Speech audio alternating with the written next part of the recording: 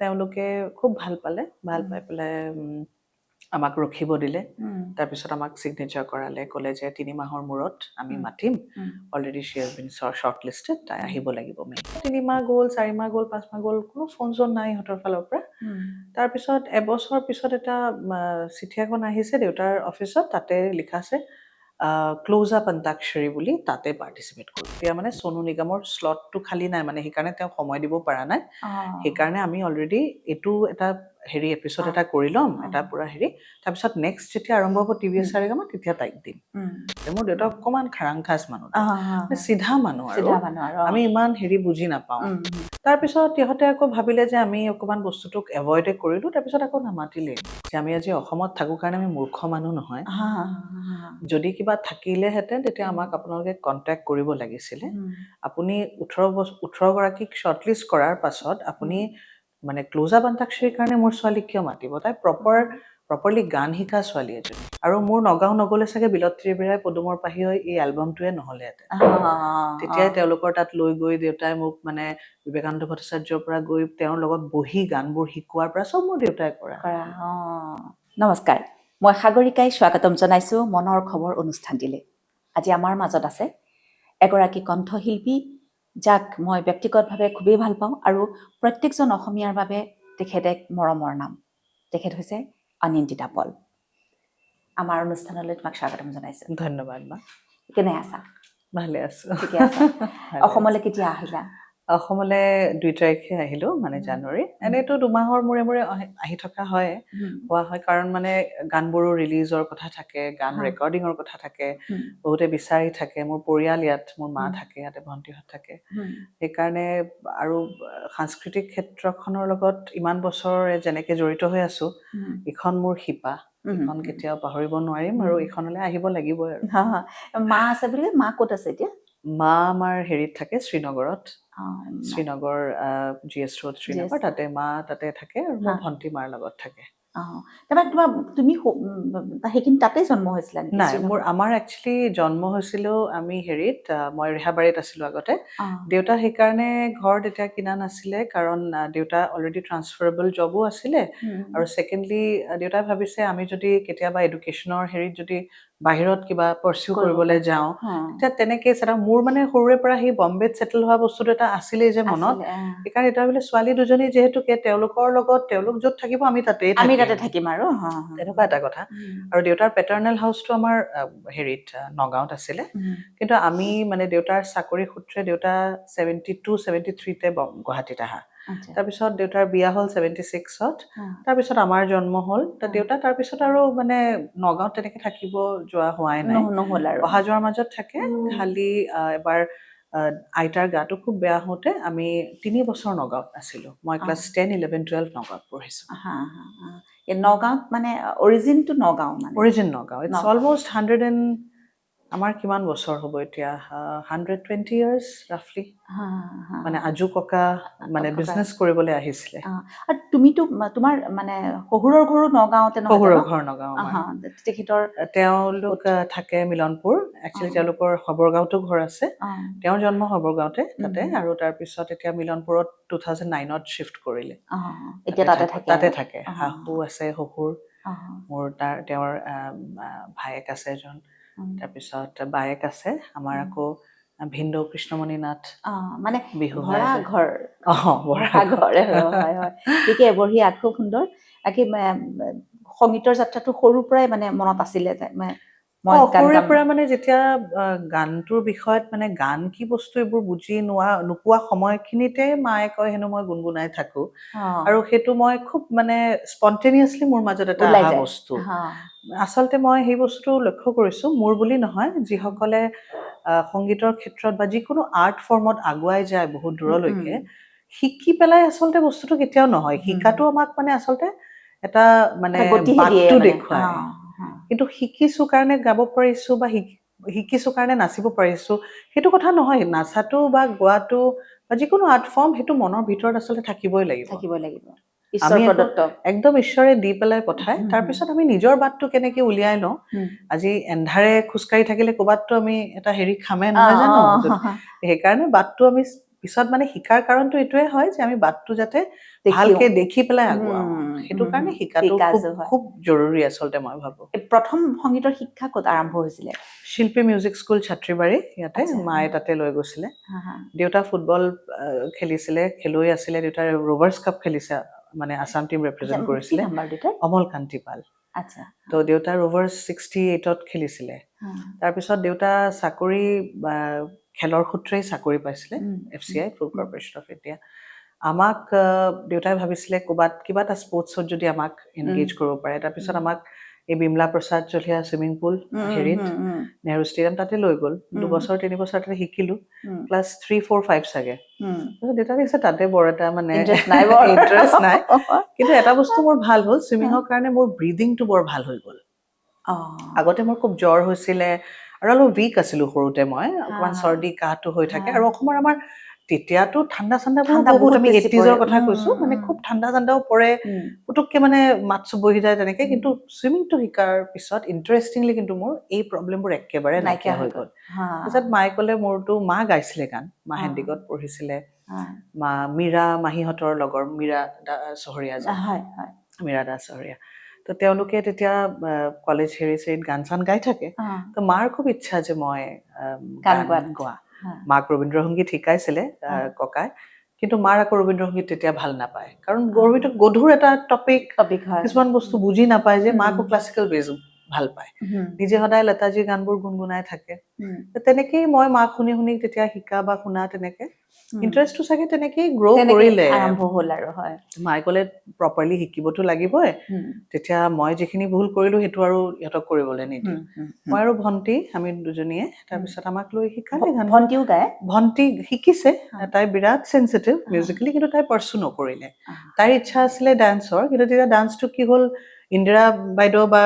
পুষ্পা ভূঞা চৰি তেওঁ TC স্কুলত তেতিয়া শিকাইছিলে তেওঁ দূৰ হৈ যায় মা এতিয়া ৰেহাবাৰীৰ পৰা কোনজনীক মানে কেনেকে কি মেনেজ কৰিব অকলে দেউতা ব্যস্ত থাকে তো তাইকো মোৰ লগতে দিয়াৰ নিচিনা হ'ল আৰু আল্টিমেটলি শিকিলোঁ তাইও শিকিলে তাইৰো ইণ্টাৰেষ্ট যথেষ্ট বেয়া নাগায় তাই ভালে গায় কিন্তু মোৰ ক'ৰবাত বস্তুটো অলপ বেছি হেৰি হৈ গ'ল আৰু ভাল লাগি গ'ল আৰু মই কোনোবাই যদি মোক কয় গানটো কেনেকে ডিফাইন কৰিম মোৰ জীৱনত মই এটা কথাই ক'ব খোজো যে মোৰ তেতিয়া পঢ়া শুনাটোতো ইমান ইণ্টাৰেষ্ট কাৰোৰে নাথাকে মোৰ এটা বস্তু কৰিয়ে বিৰাট মনটো মোৰ ভাল লাগে সেইটো হৈছে মোৰ গান এটা গান গোৱাৰ পাছতে মোৰ যিটো মনৰ প্ৰশান্তি সেইটো এটা ইমান সৰু বয়সতো মই মানে সেইটো কথা মানুহক ক'ব পাৰোঁ মোৰ গান গালে বৰ ভাল লাগে আৰু কেতিয়াবা গান এটা গোৱাচোন এনেকে মানুহে কয় যে আহিলে মোৰ কেতিয়াও মানে গানটো গাব ক'লে মই কেতিয়াও নোগোৱাকে নাথাকোঁ মানে এজ ইফ মই সেই সময়টোৰ কাৰণে ৱেইট কৰি থাকোঁ আৰু মই এটা গান গোৱাচোন লগে লগে ওলাই যায় একদম মানে নাগাওঁ নেকি মাতটো সেইবোৰ নাই মোৰ সৰুৰে পৰা তাৰপিছত সেই বস্তুটো তেতিয়া মাহঁতে মানে ৰিয়েলাইজ কৰিলে চাগে কিবা কৰিব পাৰিব তাই কিন্তু প্ৰেছাৰাইজ কেতিয়াও কৰা নাছিলে ঘৰৰ পৰা কাৰণ এডুকেশ্যনটো দেউতাৰ কাৰণে বিৰাট ইম্পৰ্টেণ্ট দেউতা সদায় কয় মানে মতা মানুহৰ কাৰণে এডুকেশ্যনটো ইমান ইম্পৰ্টেণ্ট নহয় একৰ্ডিং টু মোৰ মানে দেউতা কিন্তু ছোৱালী এডুকেটেড হ'বই লাগিব সদায় তেওঁ তেনেকে কৈ থাকে তোমালোক যি কৰা কৰিবা পাকঘৰত সোমাব কেতিয়াও এলাউড নহয় আমাক আমি সদায় পঢ়া শুনা আৰ্ট কালচাৰ সেইবোৰৰ লগতে থাকিব লাগিব কিতাপ পঢ়িব লাগিব বহুত সৰুতে আমাক বহুত ভাল ভাল কিতাপৰ লগত দেউতাই ইন্ট্ৰডিউচ কৰাই দিছে তেতিয়া মই দেউতাক কেতিয়াবা সুধো তেতিয়া মোক ৰবীন্দ্ৰনাথ ঠাকুৰ পঢ়িব দিছা শৰৎচন্দ্ৰ কিয় পঢ়িব দিয়া নাই তেতিয়া মই মেট্ৰিক পাছ কৰাৰ পিছত দেউতাই কয় নহয় শৰৎচন্দ্ৰ পঢ়িবলৈ হ'লে তুমি অকণমান বয়সটো বাঢ়িব লাগিব শৰৎচন্দ্ৰৰ যিটো মানে হেৰি আছে তেওঁৰ যিখিনি বস্তু এলিমেণ্টছ লৈ পেলাই তেওঁ যিখিনি লৈ পেলাই কিতাপ লিখে সেইটো বুজি পাব পৰাও তোমাৰ বয়সটো হ'ব লাগিব তাৰপিছত পঢ়িবা তো সেই বস্তুবোৰ আচলতে মা দেউতাৰ এটা বেলেগ ধৰণৰ এটা হেৰিত ডাঙৰ হোৱা আমি আৰু সেইটো কাৰণে চাগে আমি আজি যি হৈছোঁ সেইটো অনলি বিকজ অফ আপে সেইটোৱে কথা আৰু এই যে ৰবীন্দ্ৰ সংগীত বুলি যে মায়ে বৰ এটা তেতিয়া ইণ্টাৰেষ্ট নাপালে আৰু ৰবীন্দ্ৰ সংগীত পিছত শিকিছিলা নাই মই এনেই ঘৰত যেতিয়া দুৰ্গা পূজাৰ সময়ত আমি নগাঁও যাওঁ তেতিয়া সেই দেউতাই লগাই দিয়ে ৰাতিপুৱাৰ পৰা ৰবীন্দ্ৰ সংগীত তেনেকে শুনি শুনি আচলতে শিকা মই কাৰোৰ পৰা শিকা নাই কিন্তু মই পিছত কম্পিটিশ্যনবোৰত কিন্তু মই সদায় ছেকেণ্ড থাৰ্ড ফাৰ্ষ্ট নহ'লেও তেনেকে মই কিন্তু প্ৰাইজটো লৈ আহোঁ এটা বস্তু মই গম পালো ৰাবীন্দ্ৰিক এটা ঢং আছে গোৱাত ঢং আছে সেই ৰাবীন্দ্ৰিক ঢংটো যদি আয়ত্ব কৰিব পৰা যায় সেইটো ইমান ইমান হেৰিও নহয় মানে ডিফিকাল্টো নহয় আৰু ভাষাটো দেউতা সদায় অসমীয়া হওক বাংলা হওক দেউতা সদায় কয় যিটো ভাষাই কবি প্ৰপাৰলি কবি খুব শুন নিউজ পেপাৰ পঢ় বা ভাল ভাল হেৰি এনেও অসমীয়া আমি আগতে যেনেকে বাতৰিবোৰ শুনি থাকিব দিয়ে শুনচোন কেনেকে কৈছে ইণ্টনেশ্যনবোৰ সৰু সৰু কথাবোৰ কেনেকে ৰৈ ক'ত গৈছে কাৰণ প্ৰতিটো ভাষাৰ এটা সুৰ থাকে সেইকাৰণে মোৰ প্ৰতিটো লেংগুৱেজৰ প্ৰতি যেনেকে হিন্দী হওক মই হিন্দী ক'লেও বম্বেত কোনো গম নাপায় যে মই মানে হিন্দী মানে চয় হয় মই হিন্দী ভাষী ইংৰাজী ক'লেও কোনো মোক লোকেলাইজ কৰিব নোৱাৰে সেই প্ৰতি ভাষাটোৰ প্ৰতি এটা নেক আছে আৰু সেই এডভান্টেজটো মোৰ যিটো ধৰক সেই বস্তুটো চাগে মোৰ গানত ক'ৰবাত না ক'ৰবাত বহুত এটা মানে প্ৰভাৱ পেলাইছে এই ৰবীন্দ্ৰ সংগীতৰ যিটো মানে হেৰি মানে ৰাবীন্দ্ৰিক ঢং যিটো মানে টোন বুলিয়ে ক'ব বিচাৰো সেইটো শিকিবৰ কাৰণেওতো চাগে অকমান লাগে চাগে নাই চাগে ইয়াৰ ট্ৰেইনিঙতে একদম সৰুৰে পৰা দুৰ্গা পূজাৰ সময়ততো তেনেকে শুনো না বহুত ধৰণৰ গান শুনো তেনেকেই আচলতে ৰবীন্দ্ৰ সংগীত বুলিও নহয় জ্যোতি সংগীততো সদায় মই ফাৰ্ষ্টে হৈছো সদায় সৰুৰে পৰা দক্ষিণা বাইদেউহঁত সদায় প্ৰতিটো কম্পিটিশ্যনতে মই ফাৰ্ষ্ট আজিলৈকে মই ছেকেণ্ড হোৱাই নাই ৰবীন্দ্ৰ সংগীততে মই ছেকেণ্ড থাৰ্ড হৈছো কিন্তু মই জ্যোতি সংগীত বা ৰাভা সংগীতত কিন্তু মই আজিলৈকে ছেকেণ্ড হোৱা নাই ক'ৰবাত সেই বস্তুটো জেগাৰো এটা প্ৰভাৱ থাকে সেইটোতো হয়েই বাৰু ফ্ৰেণ্ড চাৰ্কল এভৰিথিং অসমত ডাঙৰ হোৱা মানে মোৰ মানে মাতৃভূমিটোৰ বস্তুটো ইনফ্লুৱেঞ্চটো মোৰ সাংগীতিক জীৱনত বহুত বেছি ভাষাতকেও যেতিয়া হেৰিলে যোৱা হৈছিলে আমাৰ সাৰেগামালে যোৱা হৈছিল তেতিয়া কিমানমান বয়স আছিলে বাৰু সাৰেগামাত মই জাষ্ট মেট্ৰিক পাছ কৰিছো বহুত বেছি বয়স নহয় কিন্তু নাই তেতিয়া পটককে দেউতাই ক'লে যে তেতিয়া দেউতা আছিলে আছে দেউতা মোৰ একচুৱেলি 2021ত ঢুকাইছে মানে বেছি দিন হোৱা নাই তাৰপিছত তেতিয়া 96ত আমি গ'লো হেৰিত বম্বে তেনেকে অডিশ্যন কিবা এটা কেছেটত আমি ৰেকৰ্ড কৰি পেলাই পঠাইছো পটককে তেওঁলোকে কল কৰিলে সেইটোৱে নেকি মানে নিয়ম প্ৰচিডিউৰটো সেইটোৱে নেকি এটা কেছেটত তেনেকে দিব লাগে জি টেলিফিল্মছৰ তেওঁলোকে নাম্বাৰ আৰু তেওঁলোকৰ এড্ৰেছ পঠাই দিয়ে তাৰপিছত তেতিয়াতো দেউতা অফিচৰ পৰা ফেক্স কৰে তেনেকে কৰিলে তেওঁলোকে ৰিভাৰ্ট কৰিলে এনেকে এড্ৰেছত পঠাই দিব লাগিব তেতিয়াতো আৰু মেইল চেল এইবোৰ একো নাই নহয় তাৰপিছত দেউতা তেনেকে পঠাই পেলাই গান এটা আমি প্ৰফেচনেলি ৰেকৰ্ড কৰিলো আমি সেই অভিজিত বৰ্মনৰ ষ্টুডিঅ'ত 3টা গান অভিজিতাই হেৰি কৰি দিছিলে সেই গান অকল মানে ভইচটোহে যাব খালি ভইচটো তানপুৰাৰ সৈতে বা হাৰমনিয়ামতো কৰ্ডটো ধৰি পেলাই চাপচা ধৰি পেলাই তেনেকে আমি তানপুৰাতে কৰিলো আৰু মোৰ এতিয়াও মনত আছে আমি 3টা গান ৰেকৰ্ড কৰিছিলো এটা আছিলে লতা জিৰে পৱন দিৱানী আজি উঠকৰ কাহা যায়েগা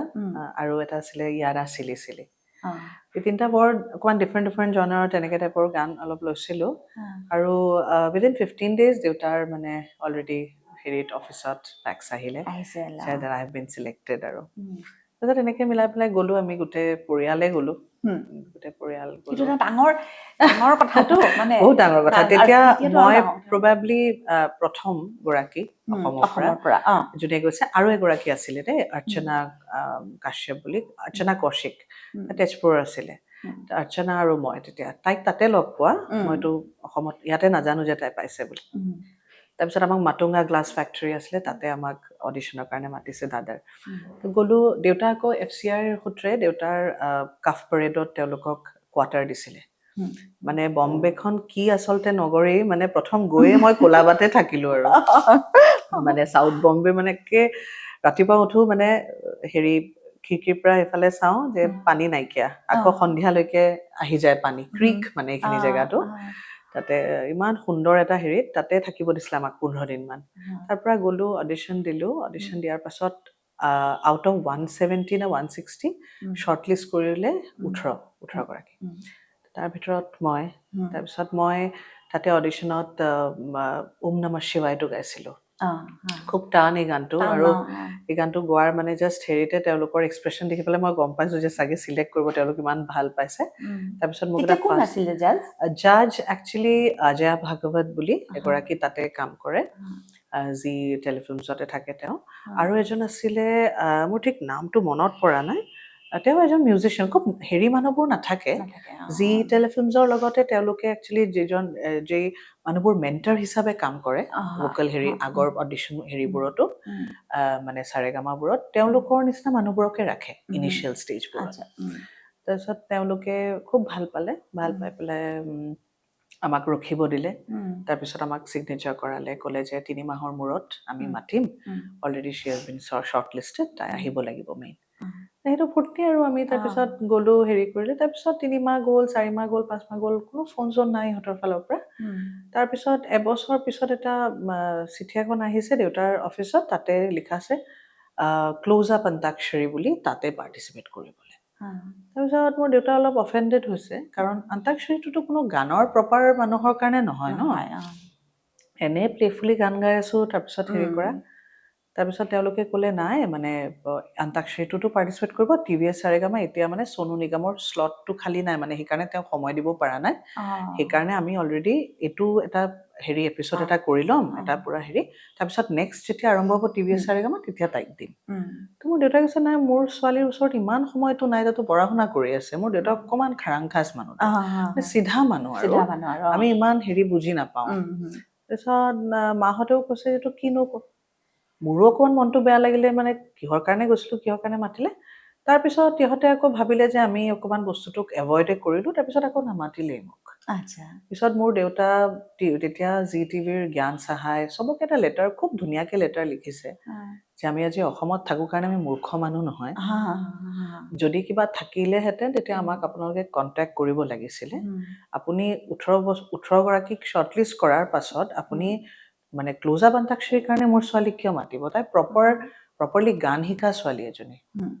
মিউজিকটো তাইৰ কাৰণে বহুত চিৰিয়াছ এটা বস্তু কথা। আৰু তাই সৰু ছোৱালী, তাই এতিয়া হায়াৰ ছেকেণ্ডেৰী পঢ়িব, তাই নিজৰ এটা ড্ৰিম আছে এটা। তাই মই মেডিকেলৰ কাৰণে প্ৰিপেয়াৰ কৰি আছিলোঁ, মই তেনেকৈ এটা অৱস্থাত মই ভাঙি যাব পাৰোঁতো মনৰ ফালৰ পৰা। তাৰপিছত মানসিকভাৱে এটা প্ৰস্তুতি থাকে ন, প্ৰস্তুতি থাকে। তাৰপিছত তেওঁলোকে আকৌ ৰিপ্লাই নকৰিলে। তাৰপিছত মই বম্বে এবাৰ যোৱাৰ পাছত তেওঁলোকৰ তাত কথা পাতিলোঁ, দিলোঁ। তাৰপিছত তেওঁলোকে তেতিয়া গম পালোঁ যে তেওঁলোক অকণমান অফেণ্ডেড হৈছে, আমাৰ ইয়াতে মানুহ আহি পৰিয়েই থাকে, মানে আপোনালোক সেই কথাটো। তাৰপিছত দেউতাই কৈছে চাওক, এনেও ৰিয়েলিটি শ্ব' আপোনালোকে কোনো ফেয়াৰ মিনছত জাজমেণ্টটো নকৰে, কাৰণ আপোনালোকে লোকক মানে কোন দুখীয়া ঘৰৰ সেই বস্তুবোৰে আপোনালোকে আল্টিমেটলি হেৰি কৰে। আৰু মই ইমান আনফেয়াৰ এটা বস্তুত মোৰ ছোৱালীক চাব নোখোজোঁ। আৰু দেউতাৰ যে এই সিদ্ধান্তটো মই ভাবোঁ আজিৰ ডেটত মই, তেতিয়া বাৰু শ্ৰেয়া ঘোষাল বা সুনিধি চৌহান খুব ধুনীয়া, খুব ভাল ভাল মানুহে তেওঁলোকক চিলেক্ট কৰিছিলে। কিন্তু পিছৰ পৰ্যায়ত যেতিয়া ভোটিং বস্তুটো আহি গ'ল, তেতিয়াৰ পৰা ৰিয়েলিটি শ্ব' আৰু ৰিয়েলিটি শ্ব' হৈ নাথাকিলে। আৰু মোৰ দেউতা সদায় কয় কেতিয়াও সেইবোৰত নাযাবি য'ত এটা মানে মানুহক বিভক্ত কৰে ইন দ্য নেম অফ মানে টেলেণ্ট। আজি তোৰ অসমৰ ল'ৰা ছোৱালী কোনোবা এটা গৈছে, তই অসমীয়া বুলি বা অসমৰ বুলিহে ভোট দিবি নেকি যদি গান গাব নোৱাৰে? তাৰমানে আৰ্টটোক তই কম্প্ৰমাইজ কৰি আছ তো। তই কালি চাউথৰ ল'ৰাটো ভাল গালে ক'ব লাগিব নিৰ্ভীকভাৱে যে সি ভাল গাইছে, সি পাব লাগে। তো ক'ৰবাত সেই বস্তুটোৰ মাজত নাথাকিলে। সেই দেউতাৰ এই কথাবোৰ ইমান মনে মনে সোমাই গ'ল নহয়। আৰু দেউতাক তোৰ যদি সঁচা কোৱালিটি থাকে, তই ভালকে শিক, অসমীয়া গানবোৰ ভালকে, খালি কেছেটৰ পৰা নহয়। তেতিয়াই মই 3 বছৰৰ কাৰণে নগাঁও গুচি গ'লোঁ যে দেউতা ট্ৰান্সফাৰ ল'লে। আৰু মোৰ নগাঁও নগ'লে চাগে বিলত্ৰী বেৰাই পদুমৰ পাহি হৈ এই এলবামটোৱে নহ'লেহেঁতেন। তেতিয়াই তেওঁলোকৰ তাত লৈ গৈ দেউতাই মোক মানে বিবেকানন্দ ভট্টাচাৰ্যৰ পৰা গৈ তেওঁৰ লগত বহি গানবোৰ শিকোৱাৰ পৰা চব মোৰ দেউতাই কৰা। ভালকে শিক, এনেকে পিলিং পালাং কৰি নাথাকিবি, মানে তেওঁ ভালে পোৱা নাছিলে এইবোৰ বস্তু। তাৰপিছত তেনেকে কৰোঁতে কৰোঁতে আল্টিমেটলি বিলত্ৰী বেৰাই হ'ল মোৰ আত্মপ্ৰকাশ হ'ল অসমীয়া সংগীত জগতলৈ। আৰু মই মোৰ জীৱনটোতে I am forever indebted to my father Sagarika বা। তেনেকুৱা এজন ব্যক্তি মোৰ জীৱনত আচলতে বৰ বেলেগ ধৰণৰ প্ৰভাৱ পেলাই থৈ গৈছে। হয়, আৰু যেতিয়া তাত পিছৰ পৰ্যায়ত আৰু চাৰেগামাৰ কথা নাই, মই আৰু ইণ্টাৰেষ্টটো নিদিলোঁ। আৰু মই ভাবোঁ যে ক'ৰবাত মই যদি তেতিয়াই বম্বে গুচি গ'লোহেঁতেন, মই চাগে কিবা কাম কৰিব পাৰিলোহেঁতেন। কিন্তু বম্বেৰ হেৰি দুনিয়াটো বৰ বেলেগ ধৰণৰ দুনিয়া সেইখন। হয়, আৰু মই খুব চিম্পল, মই মনৰ পৰা খুব ট্ৰেডিশ্যনেল ছোৱালী। কিন্তু মোৰ জীৱনৰ মই ধৰা মোৰ মা দেউতা আছে, মোৰ এখন সৰু সংসাৰ এখন লাগিব, মোৰ এজন মানুহ লাগিব জীৱন সংগী, যোনে মোক প্ৰবেবলি মিউজিচিয়ান বা নন মিউজিচিয়ান হ'লেও ক্ষতি নাছিলে, কিন্তু যোনে মোক বুজি পায়, মোৰ আৰ্টটোক বুজি পায়, মোক ৰেচপেক্ট কৰে। আৰু মোৰ অসমখনৰ লগত যদি মই সদায় যাতে ইনভলভ হৈ থাকিব পাৰোঁ। হা হা মোৰ সেইটোৱে ক্ৰাইটেৰিয়া আছে হা সেইকাৰণে মোৰ ঘৰৰ পৰা মা দেউতাই কেতিয়াও ল'ৰা তেনেকে চোৱাও নাই মোৰ কাৰণে মা দেউতাই জানিছিলে যে মই কেতিয়াও এটলিষ্ট মানে বেংগলীটো মই বিয়া নাপাতো সেইটো ভালকে জানে কাৰণ ক'ৰবাত এটা মই কালচাৰেল এটা মোৰ কাৰণে এটা শ্বক হৈ গ'লহেঁতেন কাৰণ পটককে মই যদি ক'ৰবাত বিয়া হৈ এখন বেংগলী ঘৰত যাওঁ উইথ ডিউ ৰেচপেক্ট মই সেইটো কোৱা নাই যে মই সেইটোতো একেবাৰে বেয়া পাইছো বা কিবা কিন্তু মোৰ ক'ৰবাত এটা মোৰ যিটো আইডেণ্টিটি আছিলে অসমীয়া গানৰ সৈতে সেইটো ক'ৰবাত এতিয়া ডলি বাইদেউহঁতে ছেম কথাবোৰ ফিল কৰে অসমখন কিয় এৰি আহিলো খুব ভাল কৰিছা তাতে আছা তাতে থাকিছা কৰা এতিয়া বম্বে থকা মানে এইটো নহয় কাৰণ তেওঁতো অসমৰে বম্বে কৰ্মসূত্ৰে গৈছে গৈছে আকৌ আহিব আকৌ যাব মাহটোত অহা যোৱা হৈ থাকিব সেইকাৰণে মনৰ পৰা যিটো মানুহে ভাল পায় যিটোৰ লগত মানুহৰ এনেকুৱা লাগে যে এই ঠাইখন মোৰ এটা ৰিলেটেবল ঠাই মই অসমখন পৃথিৱীৰ পৰা চবে আগতে লিখে যে ইয়ৰ ফেভৰেট প্লেচ মেমো বুকবোৰ মই সদায় গুৱাহাটীয়ে লিখো এই মানুহে ছুইজাৰলেণ্ড কিবা কিবি মোৰ গুৱাহাটীয়ে মোৰ এইখন ঠাই আটাইতকৈ প্ৰিয় ঠাই মই পৃথিৱীৰ ভিতৰত এইখন ঠাইত মই ইয়াতে থাকিব খোজো ইয়াতে হেৰি কৰোঁ সেইকাৰণে কৰ্মসূত্ৰে আমি লাকি যে আহিবও পাৰো সেইটো ডাঙৰ কথা তাৰপিছত যেতিয়া পৰৱৰ্তী পৰ্যায়ত যেতিয়া দেখা গ'ল এই যে বকুল ফুলৰ দৰে গীতটি সেই গীতটি কাৰ আচলতে সেই আইডিয়াটো কাৰ মানে হিৰুদাই লিখিলে তুমি গালা সেইখিনিলৈকে ঠিক আছে কিন্তু এই যে ভিডিঅ'টো হ'ব হিৰুদা ওলাব এনেকে বস্তুটো হ'ব কেমেৰা এইফালৰ পৰা ঘূৰিব হিৰুদাক পাব আকৌ সিফালে আহি তোমাক পাব আন্ধাৰ এটা হেৰিত অকল লাইটটোৰে সৈতে তুমি আন্ধাৰ এটা বেকগ্ৰাউণ্ডত অকল লাইটটোৰে সৈতে হিৰুদা এই আইডিয়াটো কাৰ মানে এই কনচেপ্টটো একচুৱেলি পুৰা ডিজাইন কৰিছিলে ইপচন লাল বৰুৱা ইপচন দাকটো কোনো মানে ভিডিঅ' মানে ধৰক ভিডিঅ' ডিৰেক্টৰ হিচাপেতো আজিলৈকে কোনো নাজানে বা এইটো প্ৰথম কাম তেওঁৰ আগতো আৰু এটা কাম মোৰ আই অ' আই বুলি গান এটা তাতেও তেওঁ অকণমান সহায় কৰি দিছিলে এই গানটোতো বম্বেত আৰু এইটো এটা আঁৰৰ কাহিনী এটা আছে আমি যেতিয়া এলবামটো কৰিছিলোঁ 2010ত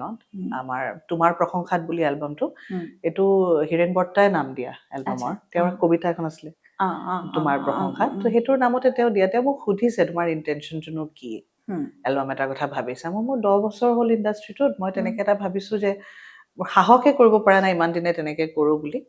এতিয়া জুবিন দা হওক বা বেলেগ তেনেকুৱা শিল্পীসকল যোনে নিজে সুৰ কৰে নিজে লিখে নিজে গায় সেইটো কনচেপ্টটো বেলেগ বাৰু কিন্তু আমাৰ য'ত আমি তেতিয়ালৈকে গান নিলিখো গান সুৰ নকৰোঁ খালি গান গাওঁ তো তেনেকুৱা হেৰিত মোৰ এটা সাহস কৰিবলৈ মই পৰা নাই কেনেকৈনো কৰিম এলবামটোৰ থিমটোনো কেনেকুৱা হ'ব তেনেকে ভাবিলোঁ প্ৰথমে তাৰপিছত যিহেতু তেতিয়া অলৰেডি মই বম্বে গুচি গ'লোঁ 2004ত তেতিয়া উৎপল শৰ্মা জুবিনদাৰ যিজন মেইন মানে মানুহ মানে সেই প্ৰথম এলবাম কেইটাৰ চাউণ্ডৰ আঁৰৰ মানুহজনে আছিলে উৎপল দা তো উৎপল দাক তেতিয়া আমি খুব ক্ল'জলি পালোঁ উৎপল দা তাতে মই যোৱাৰ লগে লগে মোক প্ৰথম ৰিমিক্স উৎপল দাই গোৱাইছিলে খুব এপ্ৰিচিয়েট কৰে নিজৰ ভণ্টিৰ নিচিনা খুব ভাল পায় মোক তো উৎপল দাক তেতিয়া আমি এপ্ৰ'চ কৰিলোঁ উৎপল দা মই অসমীয়া এলবাম এটা কৰিম এনেকৈ আপুনি মিউজিক কৰিব লাগিব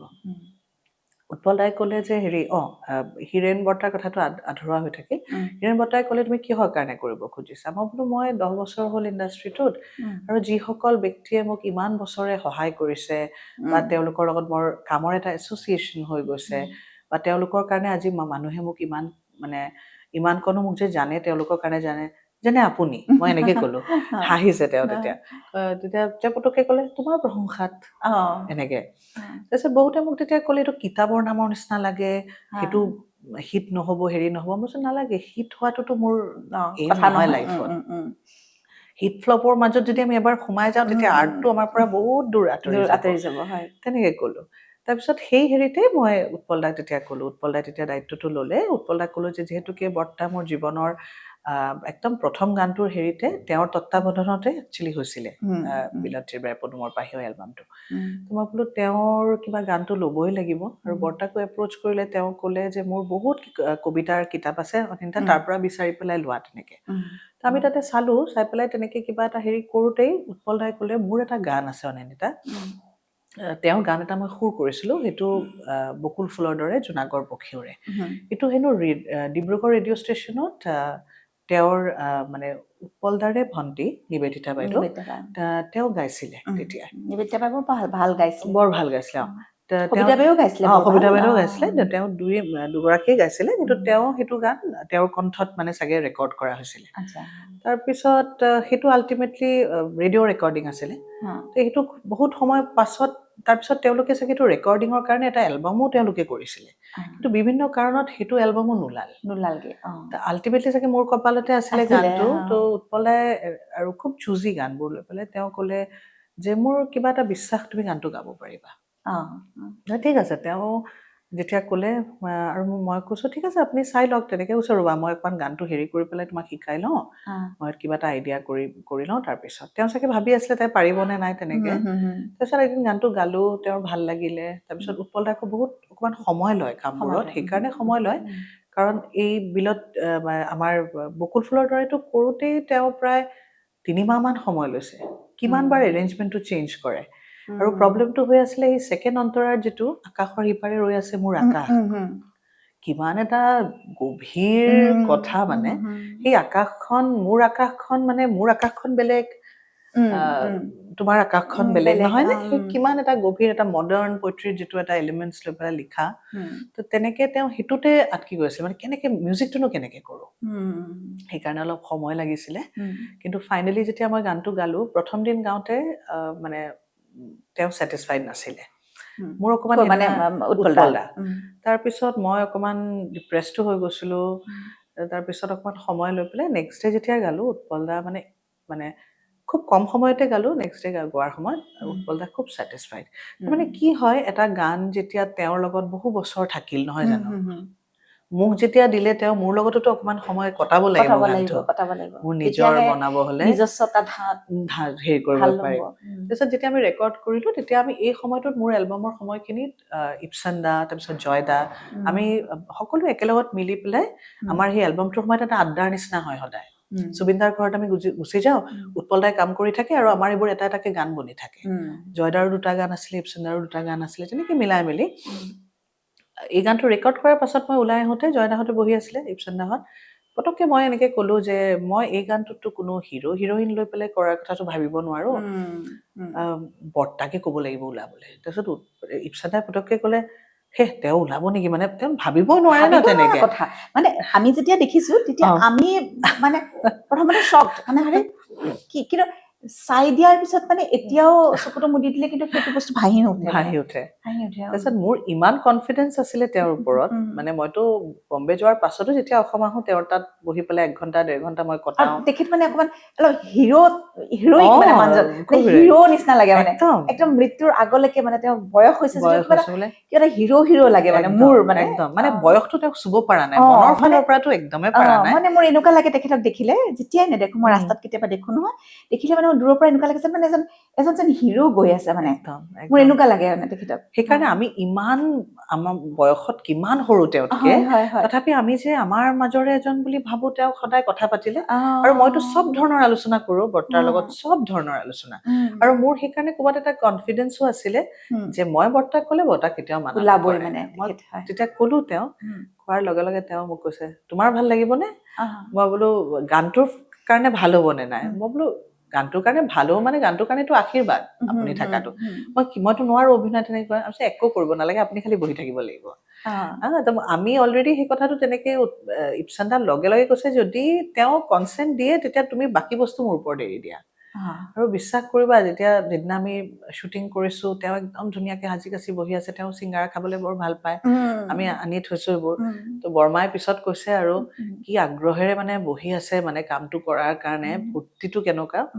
তাৰপিছত যেতিয়া আমি ৰেকৰ্ড কৰি পেলাই হেৰি ফাইনেলি উলিয়ালোঁ প্ৰথমটো ভয় খাই আছিলে কেনেকৈ বা লাগিব বা কেনেকুৱা লাগিব আমি কেনেকৈ দেখুৱাম ন তেওঁক ইয়াতে ৰখাই থৈছোঁ ইয়াতে বহাই থৈছোঁ কিন্তু মানে যিটো ইম্পেক্ট মোৰ মানে সেই গানটোত তেওঁ থকাৰ কাৰণে হ'ল নহয় তাৰপিছত বোলে কোনোবা এজন যোৰহাটৰ কোনোবা বন্ধু এজনে ফোন কৰি মোক পিছত কৈছে মোক বোলে গুলজাৰৰ নিচিনা লাগিছে বুজিছানে তেওঁ মানে মইতো সেইটো কাৰণে আপোনাক তেনেকৈ কৈছিলোঁ মানে এনেকুৱা এটা পাৰ্চনেলিটি মানে তেওঁ he was just by himself বহি আছে বা চাই আছে সেইটো এটা কি কেৰেক্টাৰ আৰু তাতে মানে ইপচনদা সেইটো দেখুৱাইছে মানে তেওঁ ছাবজেক্ট মানে আৰু মই অবজেক্ট সেইকাৰণে বস্তুটো ঘূৰি আছোঁ বা সেই ধৰণৰ বস্তুটো বৰ এতিয়া মানে মই ভালকে চাবই নোৱাৰো জানা মই এনেকুৱা লাগে একদম জীৱন্ত মানুহ আৰু মানে তেখেতে সঁচাকে তেখেতক মানে এনেই দেখিলেও মানে একদম হিৰ' পাৰ্চনেলিটি একদম হিৰ' বুলি ক'লে যিটো বুজে এটা হিৰ' আৰু তেখেতে চিগাৰেট খাইছিলে যে চিগাৰেট খালেও মানে মই দেখিছো আৰু 2 বাৰ কিন্তু একদম হিৰো এজন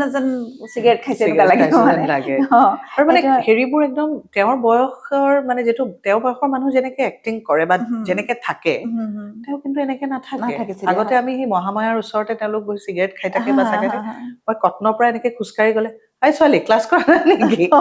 মই বোলো নাই ব্ৰেক কেতিয়া অ, অ, সদায় লগ পাই থাকোতো অ, বৰ্তাক তেতিয়া আমি তাকে হয় 2002-03 এনেকে হুম। সেই উম, সময়ছোৱাত তো সেই আৰু সেই হেৰিবোৰ মোৰ কাৰণে আশীৰ্বাদ মোৰ হয়। জীৱনত মই ভাবো আৰু সেই আশীৰ্বাদবোৰৰ কাৰণে সেই ডাঙৰ মানুহখিনিৰ আজি তোমালোকৰ আগত ইমান বছৰলৈকে চাগে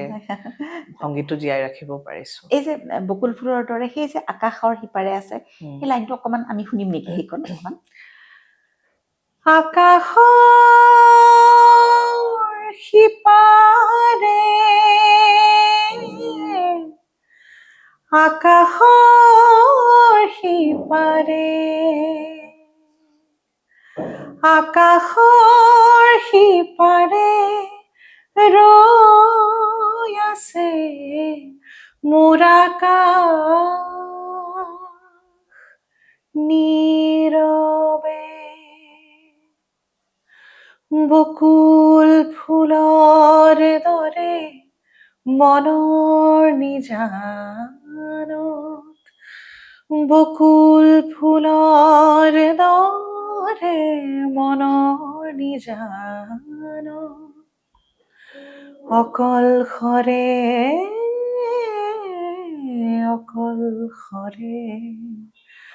বকুল ফুলৰ দৰে জোনাকৰ পক্ষী উৰে উফ কি যে সুন্দৰ আৰু মানে এনেকুৱা লাগি গৈছে নহয় যেন হিৰুদা যেন ওলাই আহিছে এনেকুৱা লাগি গৈছে মানে মই একদম গানটো গালে মোৰ এই ফিলিংটো হয় সদায় একদম সঁচাকে আৰু মই এইখিনি শুনিব বিচাৰিম ভৱেন শইকীয়া ছাৰ যিমান দূৰ মই জানো দেই হয়তো মই নজনাকেও থাকিব পাৰে মই নাজানো কিন্তু মই জনামতে ভৱেন শইকীয়া ছাৰে 2টা গীত লিখিছিলে তেখেতৰ হেৰিত আৰু আছে যদি মই নাজানো বাৰু কিন্তু মই সেই 2টা গীতেই ছবিখনত আছিলে তেখেতৰ দীনবন্ধুত সেই গীত দুটাতো তুমিয়ে গাইছিলা হয় জুবিন দাই গৈ আছিলে তাৰ সুৰ জুবিন দাই দুটা গানৰে সুৰ মানে জুবিন দাৰে এইটো একচুৱেলি দীনবন্ধু বোলছবিৰ দীনবন্ধুৰ আছিলে যেতিয়া মানে মুনিন আংকলে সেইটো কৰিছিলে আৰু চিনেমাখন কৰা বুলি ইনফেক্ট মই জনামতে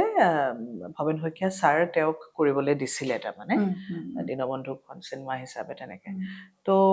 যেতিয়া এই কামবোৰ আৰম্ভ হৈছিলে তেতিয়া জুবিন দাই মোক মাতি পেলাই দীনবন্ধুৰ 2টা গান আছে গাব লাগিব এটা প্ৰথমটো দিয়া মোক দিয়াৰ কাৰণে মাতিছিলে সেই গানটো ইমান ভাল লাগিলে জুবিন দাৰ কৈছে নাই বেলেগ ছিংগাৰ আৰু নালাগে কোৰেজাকটো তাই গাব কোৰেজাকটোৰ ছেকেণ্ড ৰেকৰ্ড কৰিছিলে এই 2টা গানৰ সুৰটো জুবিন গাৰ্গে কৰিছিলে জুবিন দাৰে ইমান অপূৰ্ব সুৰ জুবিন দাৰ আৰু কোৰেজাক সপোনটোৰ স্পেচিয়েলি শুনিলে কোনেও নক'ব যে জুবিন দাৰ ক্লাছিকেল ট্ৰেইনিং নাথাকা বুলি মই কেতিয়াবা আচৰিত হৈ যাওঁ মানে ইমান এটা মানে কমপ্লিকেটেড কিছুমান জেগা আছে য'ত এনেকুৱা লাগে যে এই সুৰটোনো কিয় দিলে কিন্তু মানে মিশ্ৰ বস্তুটো ক'ৰবাত মাইনাৰ নোটো লাগিছে কিন্তু অপূৰ্ব এটা মানে কম্পজিশ্যন জুবিন দাৰ মানে চাগে প্ৰাণ ঢালি কৰিছিলে আৰু মানে ভৱেন শইকীয়া ছাৰৰ যিটো মানে হেৰি ইমেজ বা তেওঁৰ এটা সপোন যে ভাইমন আংকলে এনেকে ভালকে কৰিব কামটো চব মিলি পেলাই এটা মানে এটা মণিকাঞ্চন যিটো যুগ বুলি কয় যে সংযোগ এইটো এটা হ'ল আৰু এই তাৰ যিটো হেৰি মানে প্ৰথম গান যিটো হেৰি এইটো কি কয় দিয়া মোক দিয়া প্ৰথম যিটো গান সেই গানটো যেতিয়া ৰেকৰ্ডিং হৈছিল মানে যেতিয়া হেৰি হ'ল নে মানে শ্বুটিং হৈ গ'ল নে শ্বুটিং নহয় শ্বুটিংটো চাগে চলি আছিলে নেকি তেওঁলোকৰ তেনেকে গান কেইটা হোৱা নাছিলে শ্বুটিং অলপ চলপ আৰম্ভ হোৱা বুলি গম পাওঁ কাৰণ মানে মই জনামতে জুবিন দা খুব দৌৰা-দৌৰি কৰি পেলাই গানটো লৈ পেলাই তাৰপিছত পাঠশালালৈ যোৱাৰ কথা মানে সেইটো কেনেকে পিকচাৰেশ্যন হৈছিল সেই কথাটো আগতে জানিছিলা নে নাই সেইটো কেনেকে হ'ব সেইটোতো প্লেবেকৰ ক্ষেত্ৰতো বুজাই দিয়ে গোটেই চিটুৱেশ্যনটো তেনেকে হ'ব এনেকে তো আৰু সেইটো কি কাৰোতো লিপছত নাছিলে চাগে কাৰো নাই মন্তাজ আছিলে লিপছ আছিলে হেৰি চিটলিৰ লিপছত আছিলে হেৰি কৰে যায় সপোন যেন বৰষুণ আমাৰ বৰষুণ। নিশ্চিতা অ', কিন্তু দিয়ামুখ দিয়াটো নাই দিয়ামুখ দিয়াটো অভাৰঅল নাই হুম, মাজে মাজে ক'ৰবাত চিটলিৰ মুখত আছে হুম, আছিলে মাজে মাজে ক'ৰবাত হুম। কিন্তু অভাৰঅল কিন্তু নাই নাই, একেবাৰে অ', কাৰণ বহুত শ্বৰ্টছৰ মাজত ক'ৰবাত মণ্টাজ ক'ৰবাত তেনেকে ক'ৰবাত থাকে হা এই যেতিয়া প্লেবেক কৰা হয় এতিয়া তাৰ পাছত আকৌ প্লেবেক কৰা হৈছে নে বহুত প্লেবেক মোৰ প্ৰথম জুবিনদাৰ লগত প্লেবেক আছিলে শম্ভুগুপ্তৰ প্ৰেম আৰু প্ৰেম হা মৰমেধানী মৰম এইটো দিগন্ত ভাৰতীয়ে লিখা লিখা জুবিনদাৰ সুৰ আছিলে এইটো মোৰ আৰু জুবিনদাৰ ডুৱেট আছিলে উম, তাৰপিছত তাৰ আগতে গৈছিলোঁ প্ৰেম ভৰা চকুলো সেইখন মোৰ প্ৰথম বোলছবি এইটো অৱনী ভৱেন তেওঁলোক মিউজিক ডিৰেকশ্যন উম, দুটা গান তিনিটা গান আছিলে মোৰ তাতেও উম। প্ৰবীণ বৰাৰ চিনেমা আছিলে তাৰপিছত বহুতকেইটা গালোঁ প্ৰথম দীনবন্ধু প্ৰথম প্লেবেক মানে সেই হেৰি প্ৰেম ভৰা চকুলোটো প্ৰথম আছিলে প্ৰথম আৰু তেতিয়া আমাৰ সেই ৰি ৰেকৰ্ডিং থিয়েটাৰটো যে জ্যোতি চিত্ৰমনত ৰি অপেনিং হৈছিলে অশোক শুক্লা আহিছিলে হেৰি বাহিৰৰ পৰা তেওঁৱে ৰেকৰ্ড কৰিছিলে মোৰ এই তিনিটা গান তাৰমানে এইটো ইনগ্ৰেশ্যন হোৱাৰ সময়ত প্ৰথম ভইচটো মোৰে ৰেকৰ্ড কৰা আছে তাতে আচ্ছা এই ছবিৰ কামটোৱে প্ৰথম আছিলে আৰু মানে হেৰি হিচাপে প্লেবেক হিচাপে সেইটোৱে প্ৰথম আছে প্ৰথম সেইটো প্ৰথম ৰিলিজ হৈছিলে মৰমেধানী মানে প্ৰেম আৰু প্ৰেমটো প্ৰথম ৰিলিজ শম্ভুগুপ্তৰ হৈছে এখন আৰু এই যেতিয়া প্ৰথম গীত আৰম্ভ হ'ল প্ৰথম মঞ্চত উঠাৰ আৰম্ভ হ'ল প্ৰথম মঞ্চ কোনখন আছিল প্ৰথম মঞ্চ আজি হেৰি ঠিক মনত নপৰে কিন্তু গুৱাহাটীৰ ভিতৰতে আছিলে চাগে তেনেকে ইমান মাইনটলি মনত নাই কাৰণ বহুত আগৰ পৰা শ্ব' মানে কৰিছো সৰুৰ যে পৰা কৰা হৈছে শ্ব'টো আগৰ পৰাই কৰিছো ইমান মনত নাই আৰু বম্বেলে যে গৈ প্ৰথম ধৰা যেতিয়া তুমি চাৰেগামাৰ পৰা আহিলা সেইটো বেলেগ কথা তাৰপিছত যেতিয়া একেবাৰে মানে 2004 একেবাৰে গ'লা তেতিয়া প্ৰথম গৈয়ে কি আৰম্ভ কৰিছা প্ৰথমটো ৰিমিক্সবোৰ গালোঁ উৎপল দাই গোৱালে তাৰপিছত এটা মোৰ হেৰিৰ পৰা ইউনিভাৰ্চেলৰ পৰা এটা ৰিমিক্স ওলাল প্লে গাৰ্ল মিক্স বুলি তাৰপিছত এটা ডান্স এটাক বুলি এইটো জুবিনদাৰ তাতে হ'ল সেইটো HMVৰ পৰা ওলাইছিলে সেইটো মুঝে ৰং দেটো গাইছিলোঁ মই আৰু সুজেন ডিমেলো বুলি তেওঁ তেতিয়াৰ দিনত মানে এতিয়াও বহুত ভাল গায় তেওঁ কিন্তু তেতিয়া বহুত এক্টিভলি তেওঁ গোটেইকেইটা ৰিমিক্সত তেওঁৰ ভইচে থাকে সুজেনৰ তো মোৰ আৰু সুজেনৰ ডুৱেট আছিলে মই মুঝে ৰং দেটো গাওঁ আশাজীটো যে মুঝে ৰং দেটো মই তেওঁ ৱেষ্টাৰ্ণ কিছুমান গান তেনেকে গাই থাকে আৰু মানে প্ৰথমতে ৰিমিক্স আৰম্ভ হৈছিলে এতিয়াতো সেইটো যাত্ৰা চলিয়ে আছে চাগে বম্বেত মানে মই তাৰপিছত কমাৰ্চিয়েলছত বহুত গালোঁ মানে ফেয়াৰ এণ্ড লাভলি বিভিন্ন ধৰণৰ এডছত গালোঁ নেৰ'লেক পেইণ্টছ তাৰপিছত বহুত ভাল ভাল ডিৰেক্টৰক লগ পালোঁ প্ৰহ্লাদ কক্কৰক পালোঁ তাৰপিছত ৰজত ঢোলকীয়া তাৰপিছত যিসকল মানুহ শংকৰ মহাদেৱনহঁতৰ নিচিনা মানুহক ব্ৰেক দিছে সেই মানুহবোৰৰ লগত মোৰ সৌভাগ্য তেতিয়া মই এডত কাম কৰিবলৈ পাইছিলোঁ আৰু যিহেতু লেংগুৱেজটো ইমান এটা প্ৰব্লেম নহয় মই চাউথ ইণ্ডিয়ান গোটেইকেইটা মানে লেংগুৱেজতে কৰিছোঁ এটা টেলিফোনৰ এটা হেৰি আছিলে আইবল ND6 বুলি সেইটোতো মই গোটেইকেইটা দ্ৰবিডিয়ান লেংগুৱেজতে গাইছিলোঁ মালয়ালী কন্নড় হেৰি তামিল আৰু তেলেগু চাৰিটা হেৰি ভাষাটো কৰিবলৈ দিগদাৰ ইংলিছত লিখি দি পেলাই কৈ দিয়ে আৰু মই কওঁ যে মোৰ সেই বস্তুটো মই সুৰটো ধৰিবলৈ পাৰোঁ মানে তেনেকে আৰু সেই মই তেনেকে হেৰিটো যেনেকে মানে তামিলটো যেনেকে পৰম পাৰ্থ মগিৰৱে বিগ স্ক্ৰীন গ্ৰেব ইট এনেকে টাইপ আৰু মানে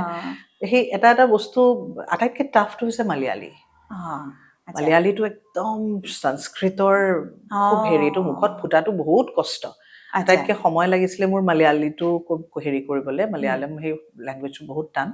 কিন্তু ফাইনেলি আহি গ'ল জানা আহি গৈছে আৰু এতিয়াতো ৰিচেণ্টলি এখন হেৰুৱা চন্দ্ৰৰো এটা গীত সেইটো মানে মোৰ সৌভাগ্য মই প্ৰথমবাৰৰ বাবে উষা উত্থুপৰ লগত এইটো ডুৱেট হয় আমাৰ আৰু ইপচনলাল বৰুৱাৰ কথা সুৰ সংগীত চব ইপচন দাৰ ইমান সুন্দৰকে ভাবিছে যে গানটোৰ কথা মই মানে হেৰিয়ে গাইছে মানে ইমান এইটো বয়সত ইমান মানে গাইছে খুব ধুনীয়া গাইছে খুব ধুনীয়া গাইছে এই গীতটো অকমান গুণগুণাব পাৰি নেকি বাৰু ঠিক লিৰিক্সটো হেৰি নাই লিৰিক্সটো মনত নাই আৰু লিৰিক্সটো নহ'লে বেয়াও লাগিব শুনিবলৈ সেইটো হয় বাৰু এইটো আৰু মানে এতিয়া একদম হেৰি হৈ আছে তো এতিয়া ক'বলৈও অকমান দিগদাৰ হৈ আছে আৰু আজিতো কিবা এটা ৰিলিজ হোৱাৰ কথা আছে ন আজি মোৰ একচুৱেলি খুব সুন্দৰ গীত এটি মানে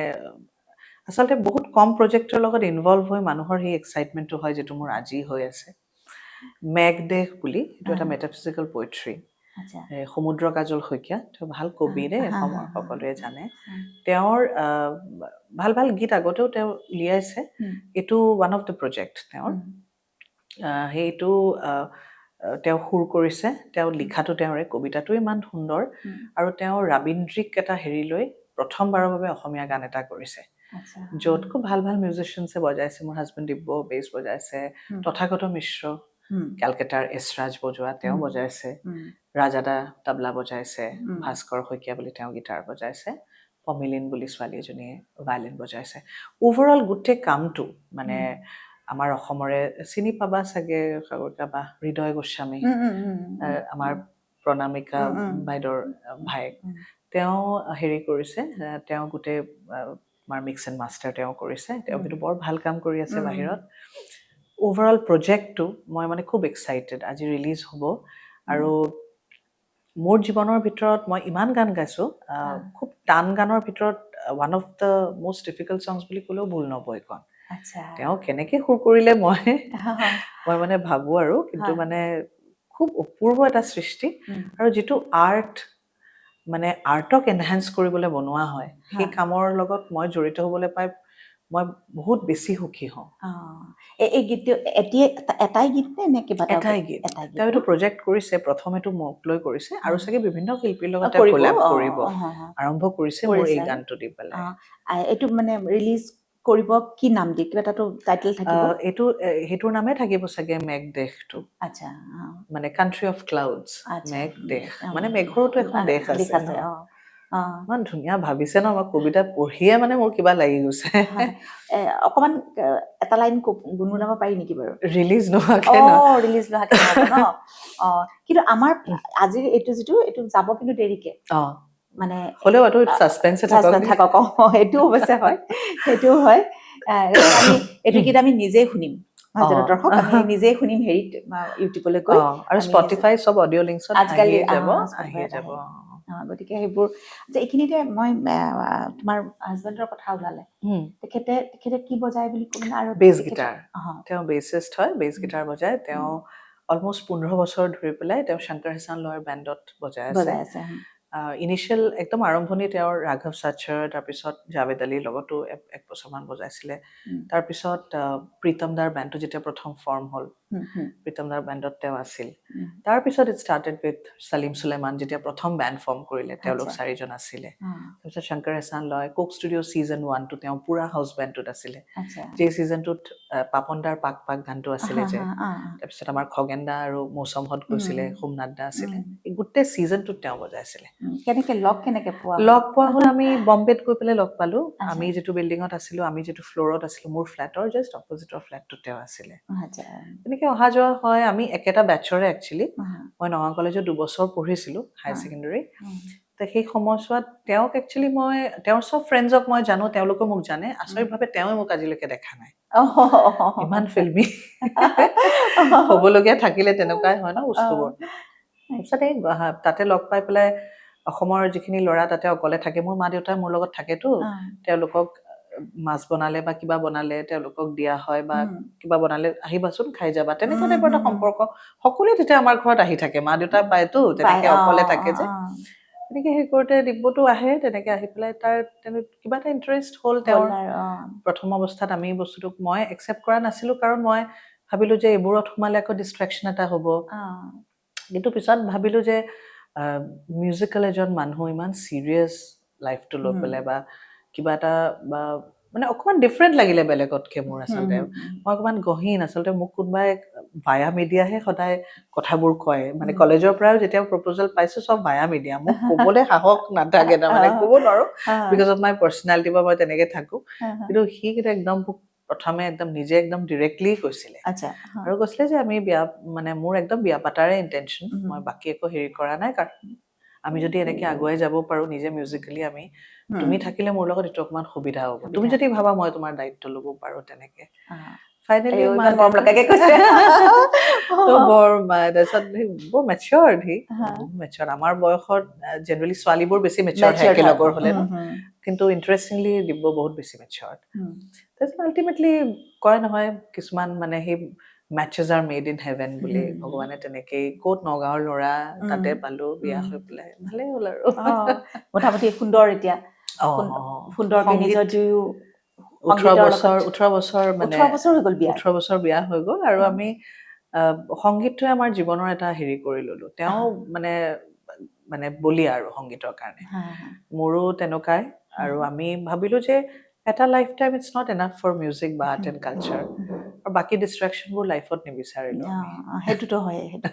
আৰু যদি কিবা কাৰণত জীৱনত এনেকুৱা হ'লহেঁতেন যে মই সংগীত শিল্পী নহ'লোহেঁতেন তেতিয়া কি হ'লাহেঁতেন বাৰু হায়াৰ ছেকেণ্ডেৰীততো মই ভাবিছিলো চিকিৎসক হ'ম বুলি সেইকাৰণে মই একদম মেডিকেলৰ কাৰণে খুব ভালকে লাগিছিলো আৰু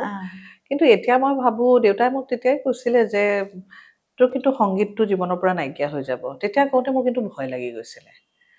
আজিৰ ডেটত তুমি যদি মোক এতিয়া সোধা মই কিন্তু নিজকে একোৱে মই নাজানো মই কি হ'লোহেঁতেন মোৰ মানে উত্তৰ নাই সেইটো ছেকেণ্ড থট নাই নাই কাৰণ সেই বস্তুটো মোক ইমান সমৃদ্ধ কৰি থৈছে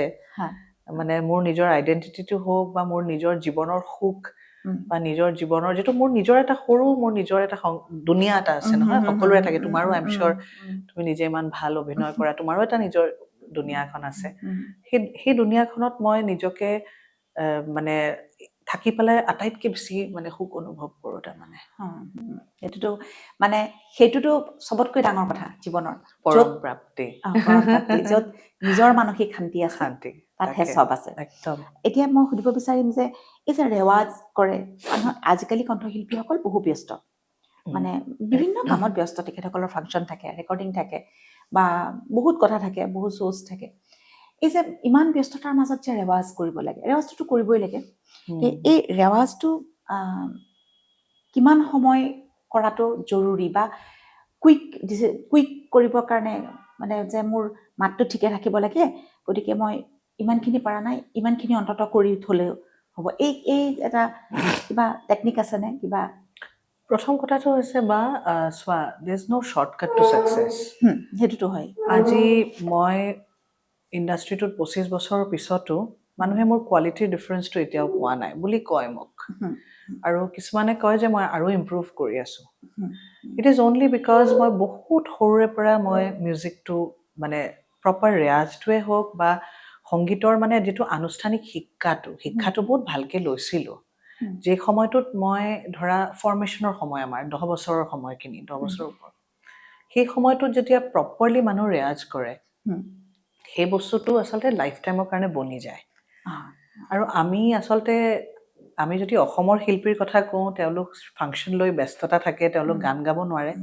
তেওঁলোকতো শংকৰ মহাদেৱনতকৈ বেছি ব্যস্ত শিল্পী চাগে নহয় ন চ' তেওঁ যদি আজি ৰাতিপুৱা 4টা বজাত উঠি পেলাই এতিয়াও যদি ৰেৱাজ কৰে 1 ঘণ্টা 2 ঘণ্টা হৰিজী যদি হৰিহৰণে 68 ইয়াৰ্ছত এতিয়াও যদি ৰেৱাজটো তেনেকৈ কৰিব পাৰে আমিনো কোন তেওঁলোক ইমান বছৰ ছাষ্টেইন কৰা তেওঁলোক 53 ইয়াৰ্ছত গ্ৰেমি পোৱা শংকৰ মহাদেৱনৰ কথাই কৈছোঁ মই তো আল্টিমেটলি কিহৰ কাৰণে I am sure Sonu Nigam Shreya everybody তেওঁলোকৰ মাতটো শুনিলে গম পায় কেনেকুৱা টান মাতটো ক'ৰবাত হিলি নাযায় মাতটো it is only because of riyaz এতিয়া ৰেৱাজটো কাৰ মাতত কেনেকৈ কৰিব লাগিব সেইটো এটা সময়ৰ পিছত আমি নিজে উপলব্ধি কৰিব পাৰিব লাগিব মই যেনেকৈ নিজকে এতিয়া উপলব্ধি কৰিলোঁ মই খুব বেছি এভৰিডে ৰেৱাজটো মোৰ কাৰণে এতিয়া দৰকাৰ নহয় মই অকণমান ৰৈ দিব লাগে 5 দিন 7 দিন এসপ্তাহমান ৰৈ দিওঁ তাৰপিছত মই যেতিয়া কিবা এটা ৰেৱাজৰ মাজত সোমাওঁ তেতিয়া মই এটা ষ্ট্ৰেচ আকৌ 10 দিন 15 দিনমান তেনেকৈ আকৌ আৰম্ভ কৰোঁ আৰু সেই ৰেৱাজটো ইট ইজ নট খালি মানে এতিয়া মই যদি আজি খেয়াল আৰ্টিষ্ট এটা হ'লোহেঁতেন বা ক্লাছিকেল আৰ্টিষ্ট যোনে খালি ৰাগ দাৰি বা সেইবোৰ কৰে তাৰ ৰেৱাজটো বহুত বেলেগ তাৰ কাৰণে 5 ঘণ্টা 6 ঘণ্টাও কম কিন্তু আমি মানে লাইট ক্লাছিকেল বা আমি মডাৰ্ণ গাওঁ আমাৰ ভইচৰ ফিনেছটো আমাৰ ভইচৰ মানে মধুৰতাটো আমি কিমান বেছি ৰাখিব লাগিব সেইটো বহুত ইম্পৰ্টেণ্ট কিন্তু বহুত জৰুৰী আমাৰ মাতটো হাৰ্চ হ'ব নোৱাৰিব সেইটো কাৰণে মই ভাবোঁ আটাইতকৈ বেষ্ট ৰেৱাজটো হৈছে মানে এটা নোটৰ ওপৰত যিটো ষ্টেণ্ডিং নোট প্ৰেক্টিছ কৰা চাটো কিমান ছেকেণ্ডছ গাব পাৰোঁ চাৰ পৰা চাৰে গামা পাধানিচাটো মই কিমান ছেকেণ্ডছ গাব পাৰোঁ 30 ছেকেণ্ডছ এটা বিৰাট সাংঘাতিক কণ্ঠ যাৰ বা ব্ৰেথ কণ্ট্ৰল যাৰ থাকে 30 ছেকেণ্ডছ মানে হ'লে শ্বৰ্টেড আৰু দৰকাৰে নাই কাৰণ তেনেকৈ বহুত গানত কেতিয়াবা এটা লাইনত তুমি উশাহ লোৱাৰ স্কোপটো নাথাকে জেনেৰেলি কয় 20 ছেকেণ্ডছ বা 25 ছেকেণ্ডছ বা 30ৰ ওপৰত এনেকুৱা নহয় তুমি যিমান এইটো ষ্টেণ্ডিং নোট প্ৰেক্টিছ কৰিবা তোমাৰ এই বস্তুটো হৈ থাকিব 10 to 12 to 15 চবৰ থাকে তোমালোকৰ আচ্ছা। এক্টিঙতো তেনেকুৱা থাকে আই এম চিয়'ৰ না উম, তো সেই বস্তুটো মানে যদি ষ্টেণ্ডিং নোটটো প্ৰেক্টিচ কৰা হয় আৰু ভাৱেল যিটো আ এ ই ও উ যেটি এ ই আই অ' ইউ ইংলিছত যিটো হা, হা, এইটো আ এ ই অ' উ হা, সেই শব্দবোৰ যদি আমি এটা এটাকে এনেকৈ প্ৰেক্টিচ কৰোঁ হা। তেতিয়াহ'লেও আমাৰ গোটেই শব্দৰ যিটো প্ৰনাউন্সিয়েশ্যনৰ ক্ষেত্ৰতো সুবিধা হয় সুবিধা হয় আৰু কেতিয়াবা ষ্টেণ্ডিং নোটটো উত থাকিলে লাষ্টত উম, মেচু যাওঁ বুলি কওঁ উটো যদি এনেকৈ থাকে তেতিয়া এই প্ৰেক্টিচবোৰে এইবোৰক সুবিধা কৰি দিয়ে হা আৰু উশাহৰতো এটা খেল থাকে উশাই চব মিউজিকত যাৰ যিমান দীঘলীয়া উশাহ সি ইমান ৰজা মানে সংগীতৰ ক্ষেত্ৰত আচ্ছা the better the breath the better the singer you are এই উশাহটো সকলোৰেতো সমানটো কেতিয়াও নহয় কিন্তু এই প্ৰেক্টিচ থ্ৰু প্ৰেক্টিচ প্ৰেক্টিচৰ ওপৰতহে মানে এই যে মেডিটেশ্যন কৰোঁ অনুলোম বিলোম কৰোঁ আমি বা মেডিটেশ্যন কৰোঁ এটা উশাহত যে আমি এনেকৈ হেৰি কৰি থাকোঁ যে ওমকাৰ বুলি আমি যে কওঁ ওমকাৰ ৰাতিপুৱা উঠি ওম এটা যে হেৰি কৰোঁ সেইটোতো মানে নট নেচেচাৰিলি ছিংগাৰ সেইটোতো বেলেগ মানুহো কৰে দেখোন তো সেই বেলেগ মানুহৰো কিন্তু সেইটো আজি যদি 10 ছেকেণ্ডছ হয় উইথ প্ৰেক্টিচ এবছৰ মূৰত তেওঁৰ কিন্তু সেই 25-30 ছেকেণ্ডছ হৈ যাব সেই ৰেগুলাৰিটিটো সেই প্ৰেক্টিচটো আৰু খুব জানি বুজিব লাগিব মোৰ মাতটোক চিনি পাব লাগিব এতিয়া আমি এনেকুৱা এটা ষ্টেজত আছোঁ মই মোৰ লাইফত মিউজিকেলি মই সেই ট্ৰিক এটা শিকি গ'লোঁ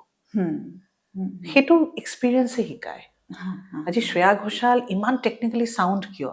প্ৰতিটো গান হেজাৰ হেজাৰ গান তেওঁ গাইছে প্ৰতিটো গানতে তেওঁ এটা এটা কিবা বস্তু মানে শিকিছে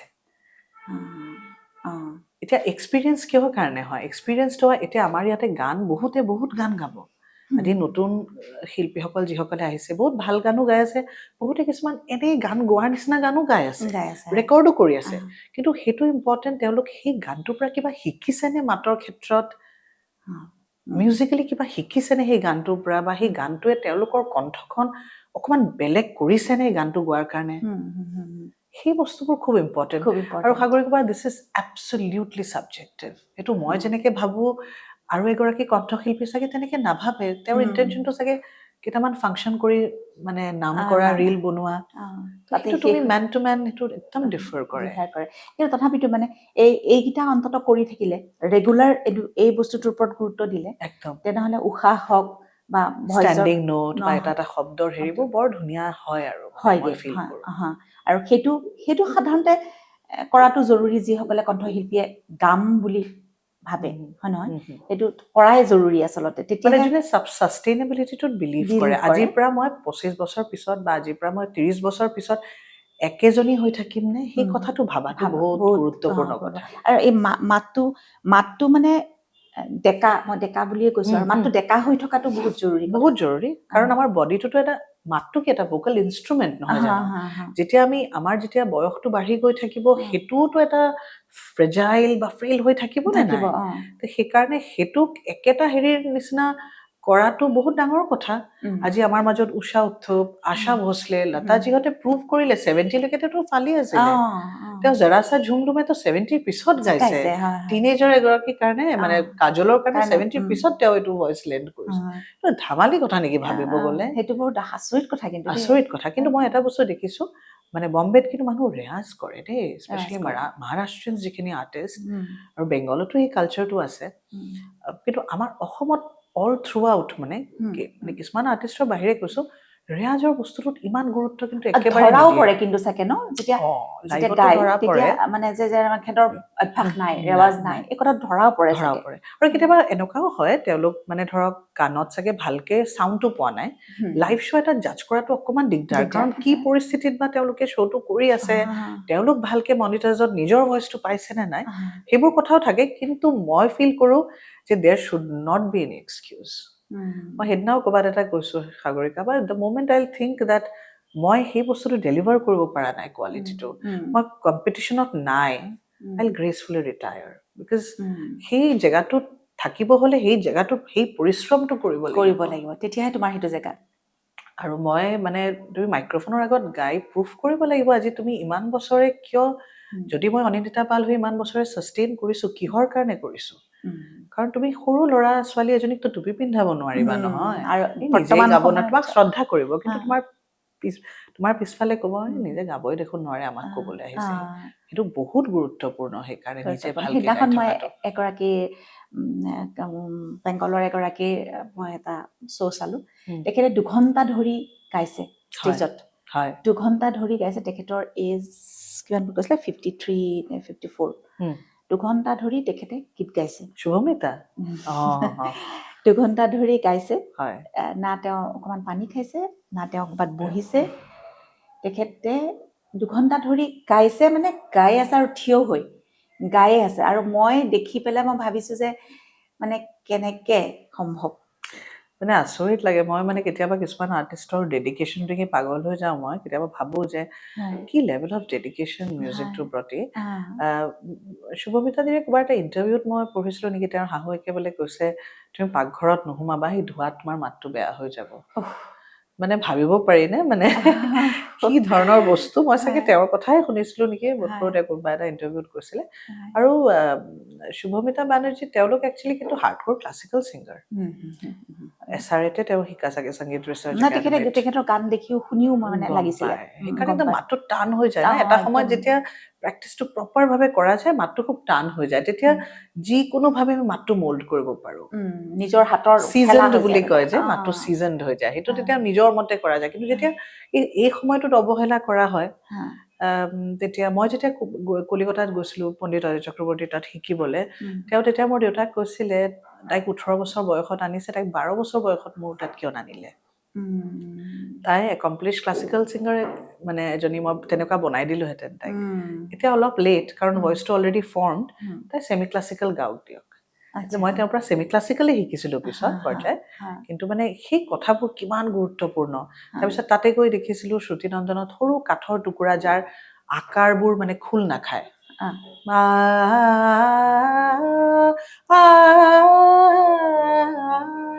প্ৰথমে আই গাব দিয়ে তেওঁ তো মোক কৈছিলে তোৰ আটো একদম ঠিক হাফ অফ দ্য বেটল তোৰ হৈয়ে গ'ল দৰকাৰ নাই কিন্তু কাবাক মই দেখিছোঁ মোৰ আগতে দেখিছোঁ এনেকুৱা সৰু কাঠৰ টুকুৰা এনেকে ইয়াতে সোমাই পেলাই প্ৰেক্টিচটো কৰায় আকাৰটো দাঁতৰ মাজত এনেকে সোমাই পেলাই মাতটো মানে খুলিবলে মানে আকাৰটো খুলিবলে এনেকে গাইতো বহুতে একদম মুখখন খোল খাব লাগিবতো সেইকাৰণে পাঞ্জাবীৰ গোৱাটো বৰ বেলেগ না পাঞ্জাবী মানুহৰ শব্দবোৰ মানে কেতে যা ৰে মানে একদম খুব জোৰে কয় যে সেইকাৰণে ইহঁতৰ গানবোৰো এনেকে প্ৰাণৱন্ত বা ইহঁতৰ বহুত অপেন ইহঁতৰ বস্তুটো এই অপেন গায়িকীটোৰ কাৰণে কিন্তু বহুত টেকনিকেলিটি মই প্ৰথম শ্ৰুতি নন্দনতে দেখিলোঁ কলিকতাৰ আৰু এই যে এজৰ কথাটো ক'লা এইমাত্ৰ এই ধৰা ছোৱালীৰ খুব কম হয় কিন্তু ল'ৰাৰ হয় যে এটা বয়সৰ পিছত মাতটো বেয়া হয় মাতটো ভাগে সেইটো সময়ত অকমান বহুত ল'ৰা মই দেখিছোঁ মানে পিউবাৰ্টিৰ হেৰি সময়খিনি মানে টিনেজৰ সময়খিনিত মাতটো ভাগি যায় তেতিয়া গাব নোৱাৰা হৈ যায় আৰু তেতিয়া মানে এৰি দিয়ে বা বিভিন্ন ধৰণৰ দিগদাৰ হয় গাব নোৱাৰা হৈ যায় সেই সময়কণত মানে কি কৰিব লাগে কিন্তু ছোৱালীৰো ক'ৰবাত সেইটো সময়ত তাহাঁতৰ গাবলৈ অকণমান দিগদাৰ হয় কিন্তু মানে মই সেইটো বস্তু একচুৱেলি সেই প্ৰপাৰ গুৰুৰ আণ্ডাৰত থাকিলে তেতিয়া দিগদাৰ নহয় কেতিয়াও নহয় তেওঁলোকে তেনেকেই প্ৰেক্টিচ কৰায় চাগে মানে যেনেকে প্ৰেক্টিচবোৰ কৰি থাকে তেওঁলোকে সৰুৰ পৰা তেনেকেই কৰি গৈ থাকে আৰু যেতিয়া এই ষ্টেজটো পায় চাগে তেতিয়া ইমান এটা ফ'ৰ্চফুলি গাবলৈ নিদিয়ে তেওঁলোকক কিবা এটা টেকনিক চাগে আছে কাৰণ মই এতিয়া শ্ৰুতি নন্দন যেতিয়া পণ্ডিত অজয় চক্ৰৱৰ্তীৰ যেতিয়া বস্তুটো মই দেখা পাওঁ তেওঁৰ দেখিছোঁ তেওঁৰ তাততো বহুত তেনেকুৱা ল'ৰা ছোৱালী আছে যোনে সৰুৰে পৰা দেখিছোঁ এতিয়া ডাঙৰ হৈ গৈ আছে একেই গাই আছে মাতবোৰ অলপ বেলেগ হৈছে তেওঁলোকৰ তো কোনোতো অসুবিধা পোৱা নাই সেইমতে চাগে তেখেতসকলক কৰাই কিবা কথা আছে নিশ্চয় আছে এতিয়া আৰু এটা মই কেতিয়াবা দেখিব যে যেতিয়া বাহিৰত মানে বম্বেত যেতিয়া গোৱা হয় মানে ষ্টুডিঅ'তে হওক বা প্লেব্ৰেকে হওক বা মঞ্চতে হওক যেতিয়া তাত গোৱা হয় আৰু ইয়াত আহি পেলাই যেতিয়া গোৱা হয় তেতিয়া এই টেকনিকেল কিবা ডিফাৰেঞ্চ পোৱা যায় নেকি টেকনিকেল ডিফাৰেঞ্চ একো নাই মানে টেকনিকেলি চব বস্তু একে বাৰু কিন্তু মানে সেয়া আৰু সেই জেগাবোৰ অকণমান মানে ডাঙৰ আৰু মানুহবোৰ অকণমান অচিনাকি সেইকাৰণে ক'ৰবাত ভয়টো সেইবোৰ জেগাত অলপ লাগে বেছি লাগে অসমত গোৱাৰ সময়ত ভয়টো নালাগে নিজৰ হৈ পৰে ন সেইকাৰণে নিজৰ হৈ পৰে গতিকে ইমান নাই আৰু মানে টেকনিকেলি বহুত বেছি ইম্প্ৰুভড বহুত কিছুমান ষ্টুডিঅ' বস্তুখিনি বহুত ইম্প্ৰুভ তাৰমানে গানত আমি ইয়াতে কেতিয়াবা কিছুমান বস্তু ৰেকৰ্ড কৰিব হ'লে ক'ৰবাত মাতটো অকণমান আমাৰ এনেকুৱা ফিল হয় আৰু অলপ ভাল হ'ব পাৰিলেহেঁতেন কিন্তু তাতে গান গাই থকাৰ সময়ত যিখিনি চব ষ্টুডিঅ' নহয় কিছুমান ষ্টুডিঅ' মই য়শ ৰাজৰ কথাই কৈছোঁ বা এম্পায়াৰ আগতে আছিলে স্পেক্ট্ৰেল হাৰ্মনি য'ত মই গাইছিলোঁ সেইবোৰ ষ্টুডিঅ' মানে সাংঘাতিক মানে একদম ৱেল ইকুইপড মানে গোটেই যিখিনি বস্তু থাকিব লাগে এট পাৰ উইথ বাহিৰৰ বস্তুৰ নিচিনা আৰু বাকী নৰ্মেলটো বহুত আছে তাতকে আমাৰ অসমৰ ষ্টুডিঅ'ও বহুত ভাল ভাল আছে সেইটোতো তুলনাই নাই কিন্তু সেয়া আৰু নিজৰ ঠায়ে থাকে সেইখিনি জেগাত অকণমান মোৰ ভয় লাগে আৰু অকণমান সেইখিনি অকণমান অচিনাকি হৈ যায় চিনাকি তাতে জাজ কৰিব অনিন্দিতা ভাবিতো জাজ মানে নকৰে ন ইয়াতে আমাৰ অনিন্দিতাই কৈছে হ'ব এনেকে টাইপ কিন্তু তাততো অকণ কথাটো বেলেগ হৈ যায় কিন্তু বম্বেত অকণমান মানে প্ৰফেচনেল যিটো কথা সেইটো অকণমান বেছি নেকি তাতে মানে কোনো প্ৰফেশ্যনৰ ক্ষেত্ৰত কোনো কাৰো চিনাকি নহয় তাৰমানে কোনো কাৰো আপোন নহয় দিব্যহঁতে 15 বছৰ এনেকে মানুহখিনিৰ লগত বজাইছে স্পেচিয়েলি শংকৰ এহছান লয় বা যিখিনি মানুহ মানে 10টাৰ পৰা যদি ৰিহাৰ্চেল আৰম্ভ হয় দিব্য সদায় 9:30 গৈ পায় আৰু তাৰ সেইটো নাম হৈ গ'ল আৰু কেতিয়াবা যদি মানে এবাৰে তেনেকে এবাৰ লেট হৈছিলে চবে কৈছে সুধচোন তাৰ ৰাস্তাত প্ৰব্লেম হোৱা নাইতো মানে এনেকুৱা এটা সি নিজৰ সেই ইমেজটো সি মানে বনাইছে তাৰপিছত একদম টাইমলি আহে আৰু মানে শংকৰ মহাদেৱন 10টাৰ পৰা তেওঁ কেতিয়াও আজিলৈকে 10:10তো সোমোৱা নাই তেওঁ একদম 5 মিনিট আগে আহি পেলাই সোমিয়া তেতিয়া বেলেগ এজন দুজন ল'ৰাও কেতিয়াবা লেট আহিলে লাজ পাই যায় আহিয়ে ফৰমাইয়ে বেঠে এনেকে টাইপ কয় নহয় কথাবোৰ মানে এনে ওপৰে নকয় আৰু অলপ কাট মাৰাৰ নিচিনাকে কয় আৰু আগে প্লিজ বেঠে এনেকে বুলি ক'ব আৰু তেওঁ যদি আহিব পাৰিছে তুমি কিয় আহিব নোৱাৰিবা কথাবোৰ এনেকে সেই প্ৰফেশ্যনেল বস্তুটো কিন্তু বহুত কাৰণ এভৰি আৱাৰ মেটাৰ্ছ কৰে 1 ঘণ্টাৰ কাৰণে 4,500 5,000 টকা যদি কোনোবা এজন মানে এটা ভেনিউৰ কাৰণে স্পেণ্ড কৰিব তেওঁৰ কাৰণে এটা মিনিট এটা ছেকেণ্ড ইম্পৰ্টেণ্ট হৈ যায় আৰু মানুহৰ মই এনেও মন কৰিছোঁ যিখিনি মানুহে সময়ক গুৰুত্ব দিয়ে নহয় সেই মানুহখিনি কিন্তু বহুত দিনলৈকে তেখেতসকলক সময় দিয়ে আটাইতকৈ ডাঙৰ এক্সাম্পল চাগে আমাৰ যতীন গোস্বামী ছাৰ মোৰ দেউতা মানে সময়টো গুৰুত্ব দিয়াটো বৰ জৰুৰী কথা বহুত জৰুৰী কথা আমি লগ পাবলৈ যাম তাতেও মানে টাইম বা ছেকেণ্ডৰ মিল আছে মানে তেওঁ বহি থাকিব তেওঁ মানে ৱেইট কৰিব মানে কেতিয়াবা লাজো লাগে আমি দেৰিকে পালে আমাৰো লাজ লাগি যায় কিন্তু সঁচাকে এজন আইকনিক মানুহ মই বহুত শ্ৰদ্ধা কৰো চাগৰি পাবা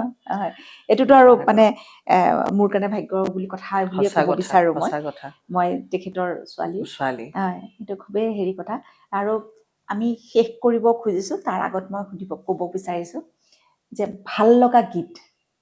বৰ্তমানলৈ যিমান আজি যিটো ৰিলিজ হ'ব সেইটো কথা বাৰু মই কোৱা নাই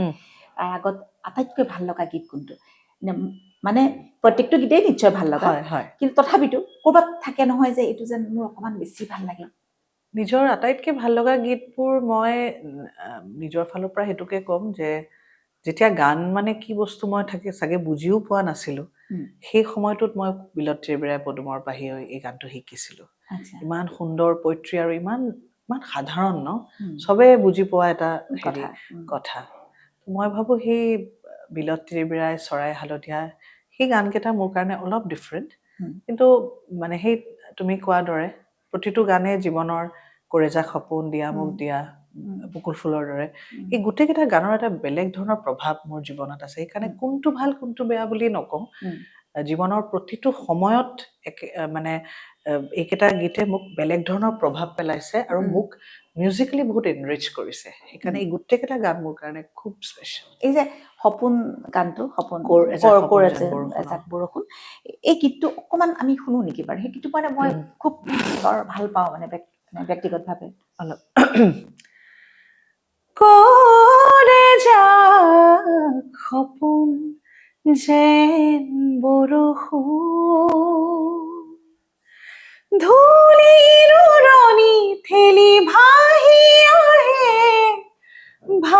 আহে কোমল মাটিৰ গান গুণ গুণ গুণ কোমল মাটিৰ গান গুণ গুণ গুণ এজাক সপোন যেন বৰষুণ কৰে যাক সপোন যেন বৰষুণ কি যে সুন্দৰ ন সঁচাকে মানে এই গীতটো যেতিয়া বাজে এনেকুৱা লাগে যেন সঁচাকে বৰষুণ সপোনৰ নিচিনাই যেন বস্তু এনেকুৱা লাগে কিমান বছৰ ধৰি মানে বৰষুণ আহিলে মোক টেগ কৰিবই মানে প্ৰতিদিনা মানে মই তেনেকে টেগবোৰ ইমান ভাল লাগে নহয় মানে সেইটো যে কি এটা মানে প্ৰাপ্তি মই মানে বুজাব নোৱাৰো এই গান এটা যেতিয়া এই টাইমটোক হেৰি কৰি দিয়ে মানে it already stood the taste of time মানে কৰে যা সপোন যেন বৰষুণ বা বাকী গানবোৰ তেনেকে আৰু ভগৱানক সেইটোকে বিচাৰো গানবোৰ যাতে তেনেকে চিৰস্থায়ী হওক হয় আৰু ভৱেন শইকীয়া ছাৰক লগ পাইছিলানে এবাৰ পাইছো মানে সেই ৰিগ্ৰেটটো জীৱনত সদায় থাকি গ'ল তেওঁ মানে 2001 না 2ত চাগে মানে কলাক্ষেত্ৰত তেওঁ চাকৰি হেৰি হৈ আছিলে এবাৰ এনেকে সোমাওতে জাষ্ট ৰুমটোত তেওঁ ফোনত কথা পাতি আছিলে কাৰোবাৰ লগত তাৰপিছত এনেকে জাষ্ট অকণমান চিনাকি হওঁতে আমাক মানে মাতি দিলে আমাৰ মানে প্ৰগ্ৰাম আছিলে গৌতম শৰ্মা মাতি দিলে আমাক তলত তেনেকে মই কথা পাতিব নোৱাৰিলো সেই ৰিগ্ৰেটটো মোৰ পিছত যেতিয়া তেওঁৰ গানবোৰ গাইছো মোৰ ইমান প্ৰীতি আন্টিয়ে মোক কয় আৰু মানে যে তেওঁ যে সেইটো হেৰি কৰি যাব নোৱাৰিলে ঢুকাই থাকিলে বেয়া লাগে কেতিয়াবা সেই কিছুমান বস্তু মোৰ ৰিগ্ৰেটফুল কিছুমান মুহূৰ্ত বুলি ক'লে মই এইটোৱে ক'ম সেইকাৰণে জানুদাক লগ পাই বা জানুদাৰ লগত কাম কৰি মই সেইটো ভাবো যে আজি ভৱেন ছাৰ বা জানুদাহঁতৰ নিচিনা এজ এ ফিল্ম মেকাৰ কৈছো এটলিষ্ট সেই সৌভাগ্যটোতো হ'ল যে তেওঁৰ লগত কাম কৰিব পাৰিলো ইনফেক্ট মই জানুদাৰ লগত যিটো 2001ত তেওঁৰ এখন ভগা খিৰিকী বুলি ফিল্ম এখন ৰিলিজ হোৱা নাই জানা এইখন প্ৰিয়ংকা চোপ্ৰাৰ প্ৰডাকশ্যন প্ৰথম অসমীয়া প্ৰডাকশ্যন আছিলে এইখন কিন্তু এইটো আল্টিমেটলি মানে ইহঁতে কিবা এটা কাৰণত এইটো ৰিলিজ নকৰিলে সেইটো মোৰ ছেকেণ্ড কাম ইনফেক্ট হেৰুৱা চন্দ্ৰটো আচলতে তেওঁৰ পৰা বহুত বস্তু শিকিবলগীয়া আছে Januda is a gem of a person আৰু ইমান সুন্দৰকে মানে স্পেচিয়েলি ভগা খিৰিকী গানটোৰ সময়ত যেতিয়া আমি বম্বেত আছিলো ইমান ব্ৰিফ 1 ঘণ্টা 2 ঘণ্টা গানটোৰ বিষয়ত বুজাই আছে আজিকালি এইবোৰ নেচেচাৰী নহয় ন কিন্তু তেওঁলোক ইমান এই ধৰণৰ মানে কাম কৰাৰ কালচাৰটো কিমান ভাল লাগে জানা সাগৰিকা বা আমিতো নাপালো ন আমাৰ জেনাৰেশ্যন সেইটো নাপালো নাই পোৱা আৰু খুব ডিটেইল চব কথা খুব ডিটেইল যেনেকে লতাজিহঁতে এটা গান কৰিব গ'লে গোটেই ইনষ্ট্ৰুমেণ্টেলবোৰ একেলগত ৰেডিঅ'ৰ নিচিনা বহি থাকে যে চব একেলগত গাব একেলগত বৰ বেলেগ ধৰণৰ থাকে আৰু এই সময়কণ আমি আজি কটাই মোৰ নিজৰো খুব ভাল লাগিছে মানে বহুত দিনৰ আশাৰ মানে সময় আৰু এই সময়কণ বহুত মিলাই মানে মোৰ খুব ভাল লাগিছে যে তুমি মিলাই পেলাই যে মোৰ ওচৰলৈ আহিলা মানে এই সময়কণ দিলা তাৰ কাৰণে মই অশেষ ধন্যবাদ আৰু তোমাকো ধন্যবাদ তুমিও মোৰ খুব প্ৰিয় এগৰাকী অভিনেত্ৰী ইমান স্পন্টেনিয়াছ ইমান ধুনীয়া অভিনয় তোমাৰ তোমাক মানে মোৰ ফালৰ পৰা বেষ্ট উইচেছ নতুন বছৰত বহুত ভাল ভাল কাম কৰাবা আশা কৰিছো আৰু নতুন বছৰ ভাল কাম হ'ব বুলি আৰু আমাৰ এই অনুষ্ঠানটো আজি এইখিনিতে সামৰণি মাৰিছো আৰু ইয়াৰ পিছত কাৰ অনুষ্ঠান চাব বিচাৰে বা কাৰোবাৰ যদি সাক্ষাৎকাৰ আপোনালোকে চাব বিচাৰে এবাৰ কমেণ্ট কৰিব বুলি আশা কৰিলো ধন্যবাদ